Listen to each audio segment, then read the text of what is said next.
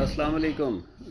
جیسا کہ Donald Trump نے کہا تھا کہ اگر ایران نے 48 گھنٹے میں آبنہ ہرمز نہ کھولی تو وہ ایران کے توانائی کی تنصیبات پر حملہ کر دیا ہے، لیکن جیسا کہ ہم پہلے کہہ چکے ہیں وہ اس بارے میں کنفیوژن کا شکار ہے۔ اس جنگ میں ہی اوورال جنگ میں ہی کنفیوژن کا شکار ہے، اسے نہیں پتہ کہ کس لیے لڑائی لڑ رہا ہے، کیونکہ اس جنگ میں کوئی فائدہ نہیں ہے۔ اور ابھی اس کے سے ملتی جلتی ایک بات ہوئی ہے کہ اس نے خود ہی ایک بونگی ہانکنی شروع کر دی ہے کہ لڑائی کے مکمل خاتمے کے لیے تعمیری بات چیت اور توانائی کی تنصیبات پر بمباری 5 روز کے لیے مؤخر۔ بھائی دنیا انتظار کر رہی ہے کہ 48 گھنٹے ہوتے ہیں تو ڈونلڈ ٹرمپ کیا کرتا ہے، اور وہ ایک نئی چیز پکڑ کے بیٹھ گیا، نہیں نہیں نہیں نہیں، ابھی نہیں ابھی نہیں ابھی نہیں، ابھی میں نے روک دیا۔ اور کیا روک دیا یار، خاک، یہ کوئی بندوں والی بات ہے۔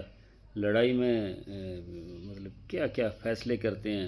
اصل میں ایران نے اس کو دھمکی لگائی تھی کہ اگر اس نے حملہ کیا تو وہ مشرق وسطیٰ میں اس سے، بلکہ مشرق وسطیٰ بھی کیا، جنوبی ایشیا میں بھی اس کے جو اتحادی ہیں ان کی توانائی کی تنصیبات کو تباہ کر دے گا۔